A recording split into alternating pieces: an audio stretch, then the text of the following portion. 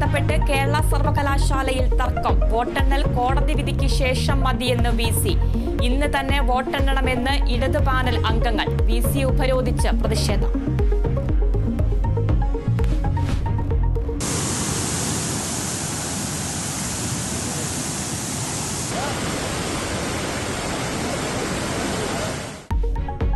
സംസ്ഥാനത്ത് ശക്തമായ മഴ തുടരുന്നു. വടക്കൻ കേരളത്തിൽ മഴക്കെടുതി രൂക്ഷം.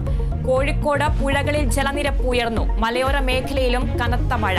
കൈതപ്പൊയിൽ ചെമ്പുകടവ് പാലത്തിൽ വെള്ളം കയറി. വയനാട് മുണ്ടക്കൈയിൽ മലവെള്ളപ്പാച്ചിൽ. ഡൽഹി IAS പരിശീലന കേന്ദ്രത്തിൽ വിദ്യാർത്ഥികൾ മരിച്ച സംഭവത്തിൽ 5 പേർ കൂടി അറസ്റ്റിൽ.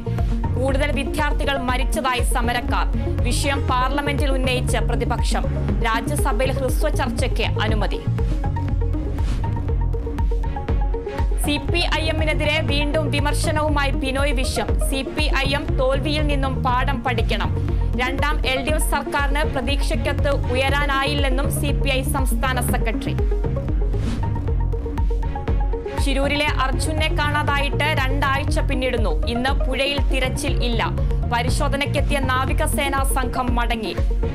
ട്രെജർ എത്തിക്കുന്നതിന്റെ സാധ്യത പരിശോധിക്കാൻ തൃശൂരിൽ നിന്ന് 2 അംഗ സംഘം ശിരൂരിലേക്ക്. തെരച്ചിൽ നിർത്തരുതെന്ന് കുടുംബവും സംസ്ഥാന സർക്കാരും.